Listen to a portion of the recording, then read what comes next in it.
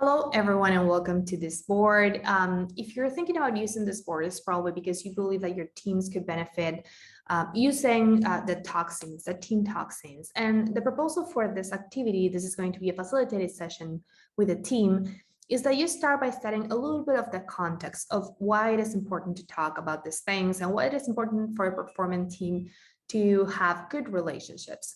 So we're going to set a good context. We're going to talk about the importance of good interactions on high-performing teams and the importance of avoiding toxic interactions.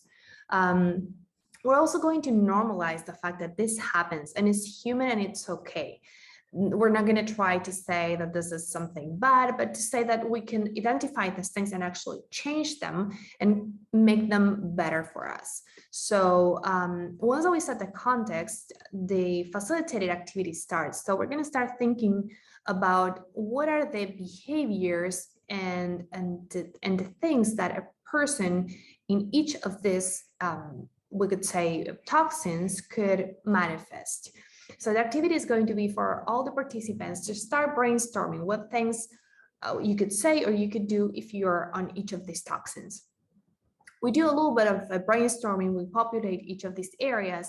And at the end of this, and this is why it is important to set the context for a safe space, the invitation is going to be for everybody to grab an emoji and position themselves on the box that they believe that resonates more with them. So I could say, for example, that the toxin that I relate the most with is stonewalling. So the invitation is for everybody on the team to choose the one that they feel are represented by the most. And once we do that, what we're going to do is we're going to talk about why this happens, because again, we're not trying to demonize the toxins, but to help us understand them better. So why is it that they're here? And we're going to invite everybody to think about what's the purpose, like why is it that we get triggered by them? And with that, we're going to connect with how are they helping us, if we will, in a way. And once that we understand that and we do a little brainstorming here, we're going to see how we can transform them and how can we create antidotes to work with these toxins and actually help us get better in teams relationships. So we're going to think about what are the things that we believe can help us transform them. And finally, last but not least, we're going to take action.